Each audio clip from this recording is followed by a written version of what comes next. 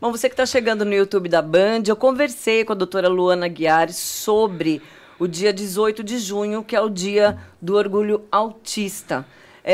Houve uma fala aqui no finalzinho da nossa entrevista, que eu comentei aqui, que a informação ela é a base para a inclusão em qualquer aspecto, né, doutora? No autismo não é diferente. As pessoas que convivem com essas pessoas, a neurodiversidade, aliás, somos todos neurodiferentes mesmo, Com né? certeza. Mas para ter uma convivência harmônica, a importância da informação, ela é fundamental, né? É como se você aprendesse a sua postura. Então, por exemplo, você vem para um ambiente de trabalho. Você tem que ter uma postura no ambiente de trabalho, certo? Quando você conversa com uma criança, a sua postura é diferente. Quando você conversa com um idoso, a sua postura também é diferente. Quando você conversa com um adolescente, isso vai ser diferente. Então, essas adequações nas nossas posturas, né, diante dessa nossa habilidade, nossa forma de comunicar, é fundamental. Com uma pessoa neurodivergente, também. Porque, como eu cheguei a comentar, se eu sou muito barulhento, se eu falo 500 coisas ao mesmo tempo, se eu uso muitas figuras de linguagem, se eu não dou o tempo para perceber se essa pessoa está assimilando ou não, eu não consigo me comunicar, né? E quando eu não consigo me comunicar, a minha tendência é eu ir excluindo, eu ir colocando essa pessoa de canto. E aí a gente tem que ter uma noção que, né, nós vivemos num mundo que, como você falou, em certo grau todo mundo é neurodivergente, né? Todo mundo funciona de uma forma diferente e tem suas peculiaridades. E isso é fundamental para que a gente consiga viver em harmonia. Antes da gente conversar, eu fiz uma pesquisa sobre o assunto e uma frase apareceu nessa pesquisa que eu achei extremamente interessante. Todos nós somos neurodiversos, assim como todos os seres vivos são parte de uma biodiversidade. Então, todos nós somos diferentes em vários aspectos, né? Eu acho que a base é o respeito a essas diferenças e a informação, como nós falamos aqui. A data, o Dia do Orgulho Autista, foi criada em 2005 e muita gente nem sequer sabe que ela existe. Eu acho que ela é uma base boa para uma reflexão dessa convivência e da inserção dessas pessoas na sociedade, no mercado de trabalho. E, doutora, o diagnóstico precoce, ele é importante para que essa inclusão seja feita mais rápido possível e da maneira certa? Sim, ele é não só importante como fundamental. Hoje, o que a gente considera como diagnóstico precoce é abaixo dos 3 anos de idade, certo? Então, quanto mais cedo essa criança ela é diagnosticada, mais cedo eu disponibilizo as terapias adequadas para que ela possa fazer e ter um desenvolvimento com o menor prejuízo possível. Vou dar um exemplo. Eu tenho feito muitos diagnósticos de autismo em adulto, né? Assim, é uma coisa que agora está sendo mais falada, mas se a gente parar para pensar 10 anos atrás, 15 anos atrás, 20 anos atrás, ninguém imaginava. Então, muitas pessoas que eram altamente funcionais, empresários, a gente tem agora umas pessoas assim famosas, eu acho que o Thiago Nigro, ele estava num processo de diagnóstico de autismo também, tudo. Aí você fala assim, nossa, mas a pessoa que tem tanto sucesso, ou que teve tanto sucesso em determinada área, como é que é e tal. E aí, quando a gente começa a olhar a vida das pessoas que foram altamente desenvolvidas em determinada parte, a parte funcional das atividades instrumentais da vida diária acabam ficando muito deficitárias. Então, às vezes, dificuldade de lidar com problemas de banco, de passar cartão, de ir ao supermercado, porque no supermercado barulho, muito estímulo, muito cheiro, muito coisas que atrapalham, assim, coisas que a gente considera simples, essas pessoas podem ter dificuldade, né? Então, tem sido muito comum, porque nunca pensaram, falaram assim, não, vai bem na escola, desenvolveu bem, tem dinheiro e autonomia e não tem... E elas acabam tendo outros prejuízos, principalmente nos seus relacionamentos interpessoais, né? Na sua intimidade, em relações matrimoniais e por aí vai. E existe algum indicativo, vamos dizer, algum comportamento que possa indicar que essa criança ela tem um autismo, para que os pais tenham uma observação, tenha assim, um princípio para essa investigação? Sim, claro. Hoje em dia, na caderneta da criança, tem uma parte lá que é do desenvolvimento da criança. E aí você vai marcando. Se com um mês ela consegue, os itens que ela consegue fazer, quando é que ela sentou, se ela você vai acompanhando. Por isso que a puericultura ali no primeiro ano de vida é muito importante. E aí quando você começa a ter esses marcos, esses atrasos no marco do desenvolvimento, isso já é um sinal. Então, aquela história de, cada criança tem seu tempo. Isso não existe. Existe o tempo certo, tá? Para você aprender a falar, para você aprender a andar. Então, com 1 ano ali, a criança ela deveria estar andando. Pode haver um atraso de 1, 2 meses, mas assim, uma criança que não anda com 2 anos, isso não é normal. Uma criança tem que começar a balbuciar as primeiras palavras ali em torno dos 6 meses. Uma criança que não fala com 1 ano não é normal. Então, esses atrasos no desenvolvimento são os pontos chaves para que inicie-se ou um acompanhamento ou uma investigação, porque daí podem ter outras alterações. Crianças que são mais inquietas, com sono irregular, dificuldade na autonomia, dificuldade de lidar com ambientes diferentes, com pessoas estranhas. Mas o fundamental é que, assim, às vezes a gente carece pelo básico. O que é o básico? Seguir o que está ali na caderneta e ir marcando. A maioria das cadernetas de crianças que eu pego para olhar, ninguém marca. Se a gente fizer o básico bem feito, a gente vai estar, assim, 80% precavido e ali atento no que precisa. E a questão do hiperfoco também seria um indicativo? Sim, dependendo da idade da criança, talvez isso não seja tanto o principal. Porque geralmente são 2 grandes categorias para o diagnóstico de autismo. Como ela se comunica ali nas relações interpessoais, na comunicação verbal ou não verbal, e outro, os padrões de comportamento, que podem ser repetitivos, restritivos e tudo. Então, eu preciso ter sintomas ali dentro desses 2 eixos. O hiperfoco, ele é uma coisa que está ali presente, mas o fato de ter só o hiperfoco não é o suficiente para fechar o diagnóstico. Geralmente, crianças que têm autismo, que são autistas, elas tendem a concentrar-se em coisas que giram, elas tendem a preferir objetos que, de repente, não são brinquedos que a maioria das crianças teriam atenção. Então, tem gente que tem ali foco em tampa, em escova de dente, em pente. Ela pode ter um foco por coisas que não seriam tão usuais para uma criança, né, da mesma idade. Entendi. Eu convivo com uma família onde o menino hoje com 15 anos autista, conheço desde os 3 anos. E chamava muita atenção da família o hiperfoco com música. Então a gente ia em eventos, né, e ele colocava uma cadeirinha na frente da banda e ali ele ficava, e ali ele comia, a mãe ficava levando a comidinha para ele ali, porque ele não levantava. E aí ele foi diagnosticado autista aos 4 anos, família meio que entrou em pânico, assim, só que hoje ele é multi-instrumentista, né? Um menino de 15 anos, toca violão, piano, bateria, canta em inglês, conhece todo o sistema para montar um equipamento de som, enfim. E ele teve o estímulo, né, para chegar nessa questão aí.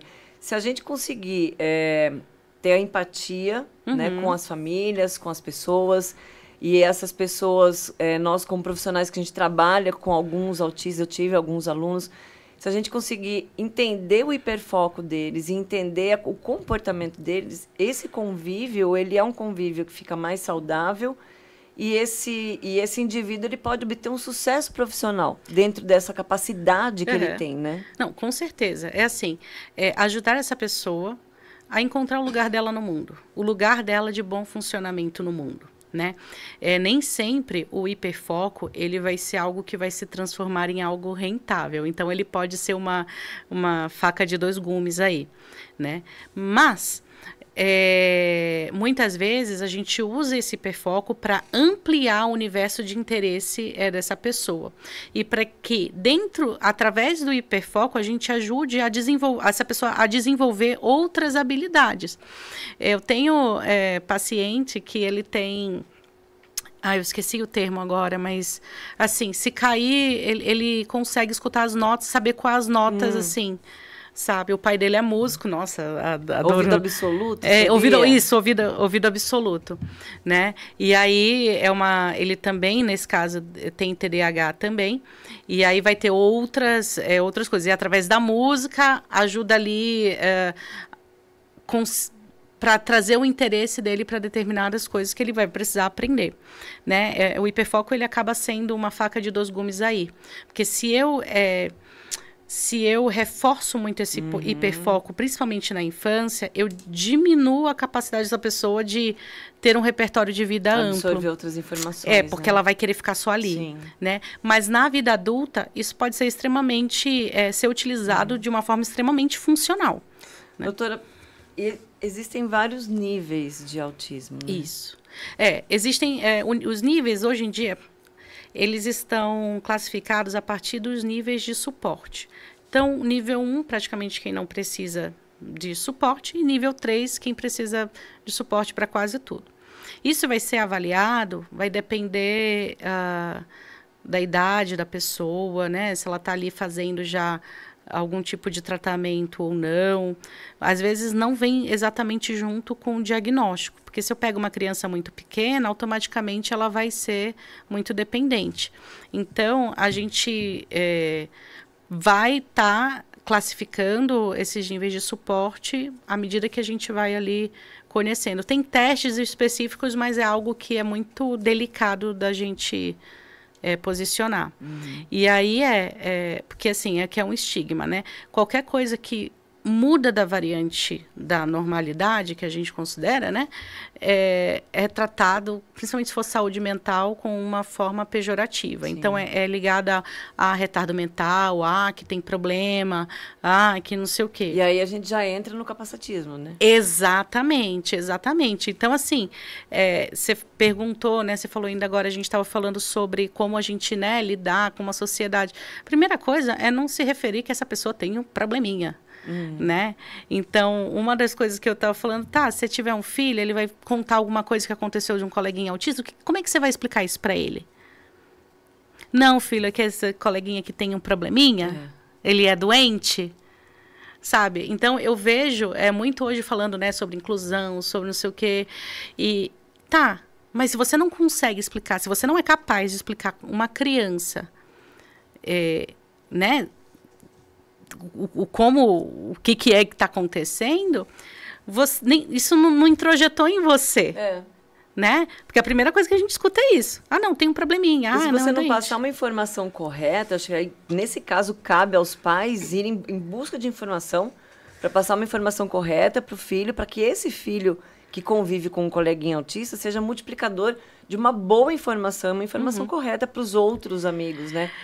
Aí passa-se uma boa informação, mas precisa ter essa pesquisa, né? Você não sabe o que é o assunto, vai atrás de uma pesquisa. Né? Mas aí a gente cai numa seara, Adriana, bem complicada, que a informação e as crenças. A gente sabe que muitas vezes, infelizmente, a informação ela não muda a crença, né, da pessoa ali. E aí esse é um outro processo da gente entender, o que é ser funcional?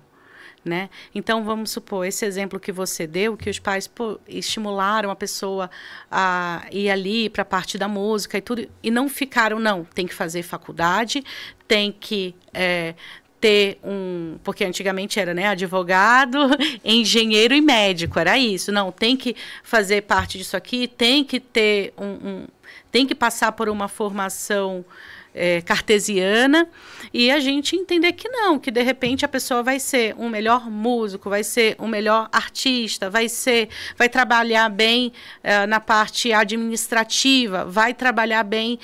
Eu tinha um prestador de serviço que tinha autismo também, o hiperfoco dele era planta. Vai ser um jardineiro bom. E aí, às vezes, você fica querendo colocar a pessoa num quadro que não é o melhor dela ali, né? Então, assim, a gente entender e valorizar a individualidade. Porque a crença fala, não, isso aqui é importante, isso aqui não é importante. Não. A importância, no meu ponto de vista, é aonde você pode ser o melhor de você. Isso que é importante. E o respeito de toda uma sociedade, né? E o respeito. Eu acho que a gente... Sim. Nós conversamos sobre essa data, né? O 18 de junho, que é o Dia do Orgulho Autista, que foi criado em 2005, né? Uhum. Pouquíssimo tempo, né?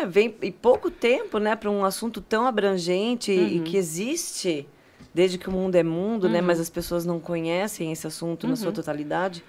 Mas o respeito e a informação são a base, então, para uma boa inclusão, para que a gente conviva em harmonia, para que eles se sintam, de fato, que eles têm um lugar, né? Sim. De fato mesmo, não sem esse preconceito, capacitismo, né? O probleminha. Não é. É uma pessoa que tem a sua individualidade, assim como todos nós, né? Com certeza.